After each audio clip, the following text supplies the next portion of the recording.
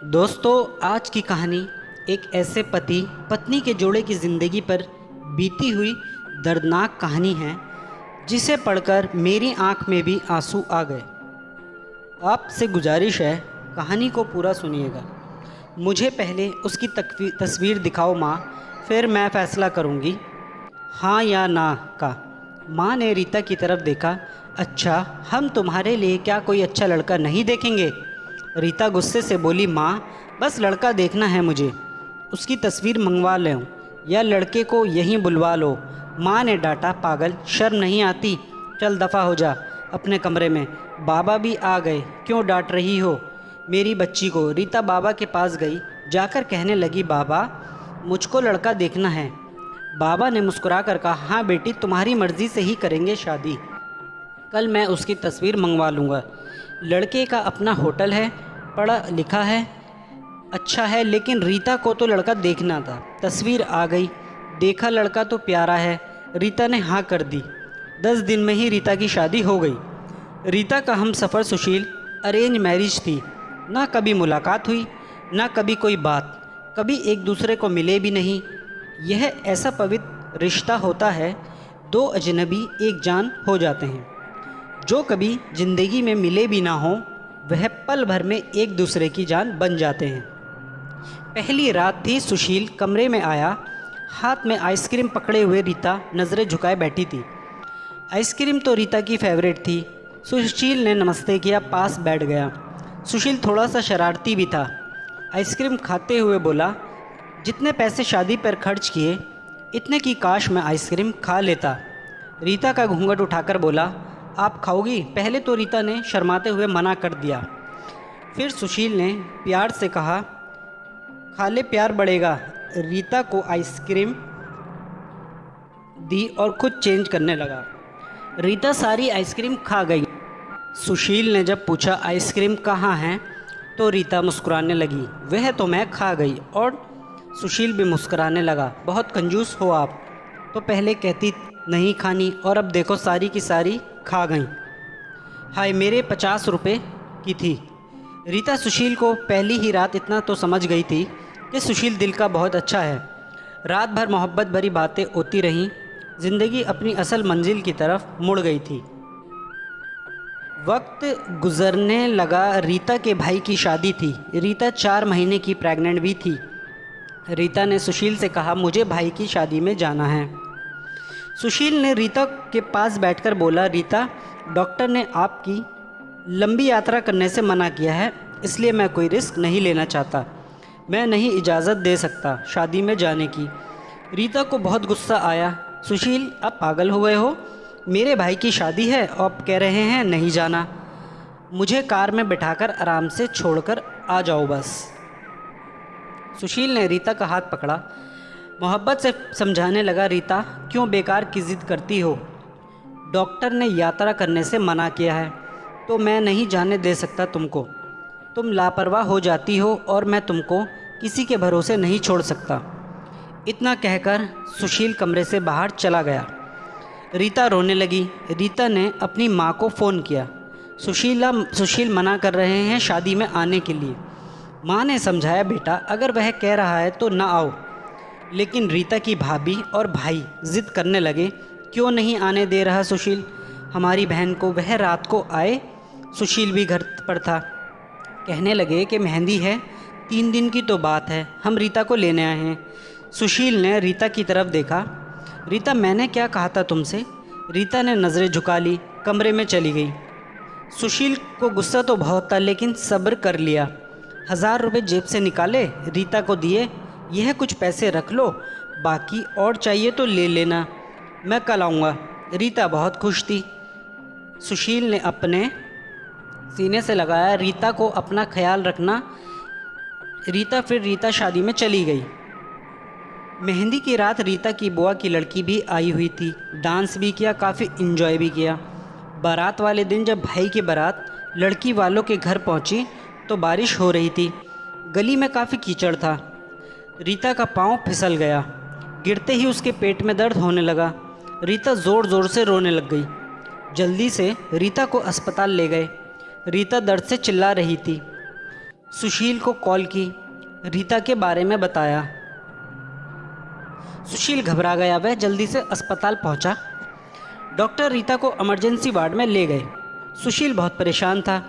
दिल की धड़कन बेकाबू थी। जुबान पर ईश्वर का जाप था। बाकी सब लोग शादी की खुशियों में मगन थे, लेकिन यहाँ सुशील परेशान खड़ा था। कुछ देर बाद डॉक्टर कमरे से बाहर आए। उन्होंने सॉरी कहते हुए बताया, आपका बच्चा मर चुका है। सुशील बेजान सा होकर कुर्सी पर बैठ गया। हिम्मत की, जल्दी से वार्ड में गया। रीता रो रही थी। सुशील को देखकर मुंह मोड़ लिया। सुशील पास बैठ गया, सर पर हाथ फेरने लगा। अच्छा चलो चुप हो जाओ, रोना बंद करो बस, ऊपर वाले की मर्ज़ी थी। रीता फुट फुट कर रोने लगी। सुशील, मुझे माफ़ कर दो, मुझसे गलती हो गई। सुशील ने आंसुओं से भीगी हुई पलकों को चूम लिया। अरे बस बस, रो मत, ऊपर वाले की मर्ज़ी थी, चुप हो जाओ। रीता खुद को गुनहगार समझ रही थी, अपने बच्चे और सुशील का। सुशील समझाने लगा। रीता का सर अपनी गोद में रख लिया। चुप हो जाओ, रो मत, अब देखो मैं तेरे पास हूँ। रीता को लेकर घर चला गया। शादी खत्म हुई, सब घर आ गए। रीता का हाल पूछने रीता खुद पे इल्ज़ाम दे रही थी। मुझे रोका था सुशील ने माँ, लेकिन मैं ज़िद करती रही, शादी में जाना है। अगर मैंने इनकी बात मान ली होती तो आज शायद मैं अपना बच्चा ना खोती। सुशील समझा रहा था, रीता दिल ही दिल में खुद को कसूरवार ठहरा रही है। इसलिए सुशील प्यार से समझाता रहा रीता को, अरे पागल, खुद को परेशान ना कर, ऊपर वाले की मर्ज़ी थी ना, ऊपर वाले ने चाहा तो हम फिर से औलाद ज़रूर देगा। रीता सुशील की आंखों में देख रही थी। सुशील इतने अच्छे हैं, मुझे डांटा नहीं, आपने कुछ कहा नहीं। सुशील ने लंबी सांस ली, मुस्कुराकर बोला, जब तुमने मेरी बात माननी ही नहीं थी तो अब कुछ कहने का क्या फ़ायदा। रीता समझ रही थी सुशील का खामोश गुस्सा। 1 साल बाद फिर ऊपर वाले ने उनको बेटा दे दिया। सब बहुत खुश थे। सुशील बाहों में उठाकर चूमने लगा अपने बेटे को। रीता बेड पर लेटी सुशील की आंखों में बेटे की मोहब्बत में निकलते आंसू देख रही थी। ज़िंदगी में अच्छे बुरे दिन आते हैं, लेकिन अक्लमंद वही होता है जो खुद को हालात में ढाल लेता है। सुशील के 2 भाई जो सुशील से अमीर थे, उन दोनों भाइयों का अपना अच्छा खासा बिजनेस था, लेकिन सुशील का छोटा सा होटल था जिससे बस गुजारा हो रहा था। रीता ने ज़िद की, सुशील, बच्चे को गर्मी लगती है इसलिए यह बहुत रोता है, मुझे कमरे में एसी लगवा दो। सुशील, मेरे पास नहीं है इतने पैसे एसी के लिए। रीता ने ज़िद की, मुझे एसी चाहिए बस कमरे में। सुशील अपने बेटे को सीने पर लेटाकर खेल रहा था। उसके इधर उधर रीता बस एसी लगवाने की ज़िद किए बैठी थी। सुशील ने रीता का हाथ पकड़ा, अपने करीब किया। रीता, पता नहीं क्यों इतनी ज़िद्दी हो तुम, लगवा दूंगा एसी। यह लो, सो गया ये, इसको लेटा लो। 2 साल बाद ऊपर वाले ने एक बेटी भी दे दी। वह बहुत खुश थे। हर अच्छी बुरी ख्वाहिश पूरी करता था सुशील, लेकिन छोटी छोटी बातों पर उनमें झगड़ा रहता ही था। बेटा 4 साल का हो गया था, बेटी छोटी थी। सुशील का होटल का काम अच्छा नहीं चल रहा था। सुशील कुछ परेशान था। घर आया, देखा बेटे ने उसका लैपटॉप तोड़ दिया था। रीता मोबाइल पर लगी हुई थी। सुशील ने देखा लैपटॉप टूटा हुआ है। सुशील चिल्लाकर बोला, रीता यह क्या है। रीता ने देखा, यह आपके लाडले ने ही तोड़ा है। सुशील गुस्से में पहले ही था। रीता को गाली देकर बोला, तुम्हारा दिमाग काम नहीं करता, इसमें मेरा सारा डाटा था, तुम पागल हो क्या। जाओ खाना लेकर आओ, उठ जाओ। रीता गुस्से में बोली, सुशील, मैं नौकरानी नहीं हूँ, सारा दिन बच्चों को संभालूं और फिर तुम मुझे गाली दो। सारा दिन इतना काम करूं और कद्र इतनी सी नहीं। तो रीता खाना लेकर आई। बैगन बने हुए थे। सुशील ने बैगन देखे, चिल्लाकर बोला, तुम्हारा दिमाग ख़राब है, तुमको कितनी बार समझाया है मैं बैगन नहीं खाता। सुशील ने खाना उठाकर रख दिया, उठकर बाहर चला गया। इतने में बेटे ने कांच का गिलास तोड़ दिया जो हाथ पर लग गया। काफ़ी खून बहने लगा था हाथ से। रीता ने बेटे को 1-2 थप्पड़ लगा दिए। बहुत तंग आ गई हूँ मैं तुम बाप बेटे से, 1 साल बाद ऊपर वाले ने एक बेटी भी दे दी। वह बहुत खुश थे। बेटे को उठाकर कमरे में ले गई। रो रही थी, साथ ही गुस्से में बोल रही थी, 5 साल हो गए इस इंसान के साथ, कोई कद्र नहीं।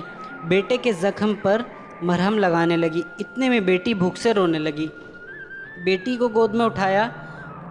इस इंसान की ऐसी हरकतें रही तो गुजारा मुश्किल हो जाएगा।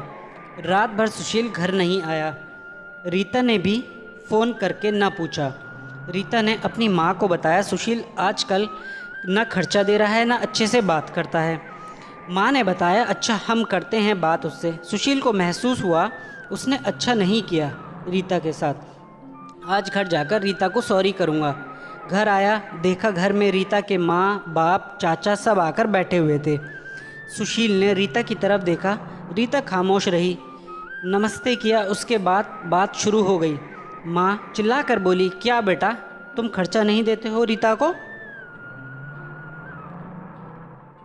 क्यों गालियाँ देते हो? सुशील को बहुत गुस्सा आया।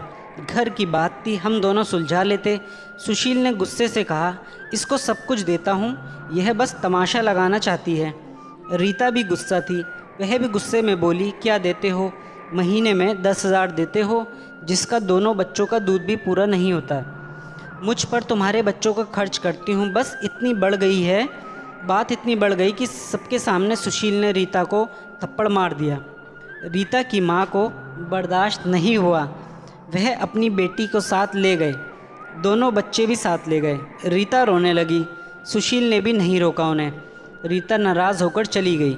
रीता को थप्पड़ ज़्यादा ज़ोर का लगा था, निशान बन गया था चेहरे पर। माँ भी रोने लगी।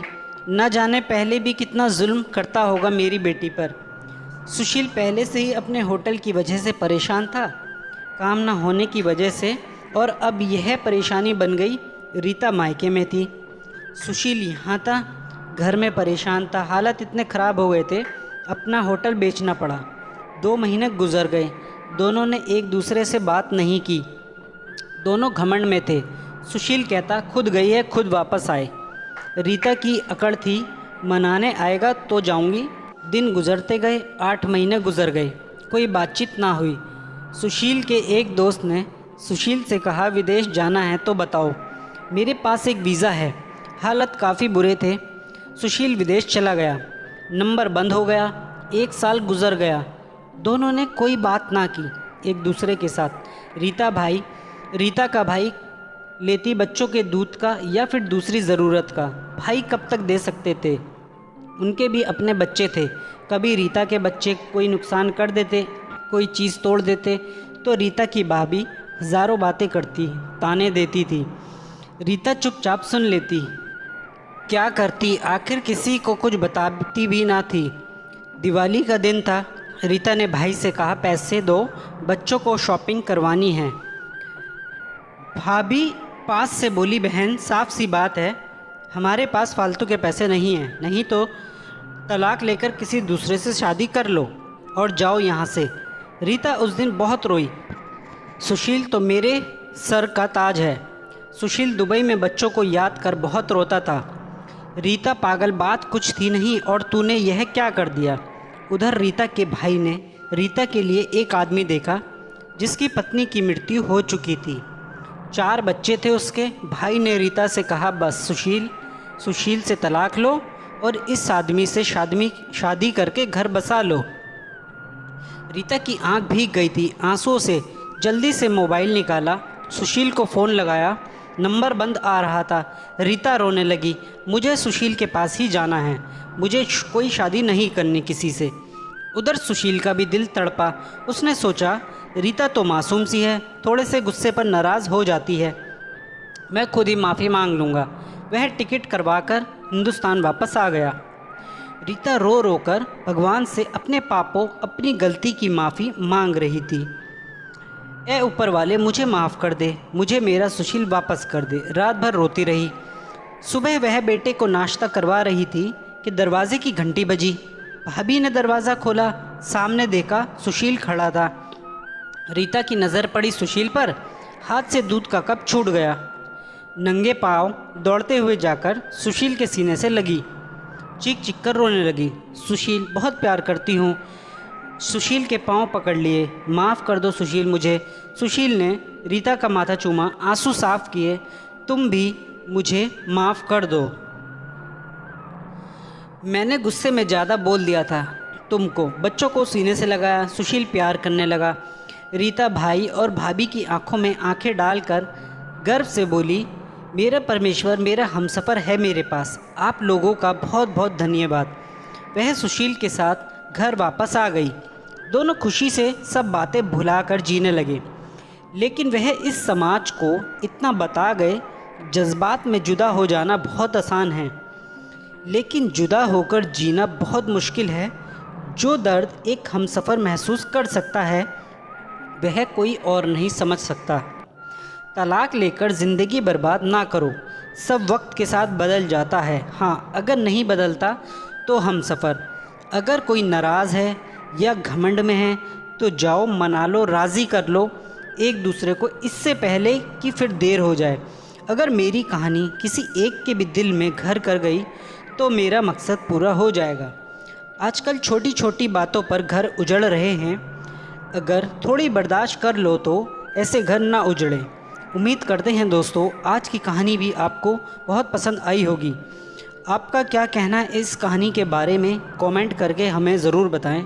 वीडियो को लाइक करके चैनल को सब्सक्राइब कर लीजिए। साथ में घंटी को दबा कर ऑल पर सेट कर लीजिए ताकि आने वाली वीडियो आपको तुरंत मिले। मुझे अगली वीडियो तक इजाज़त।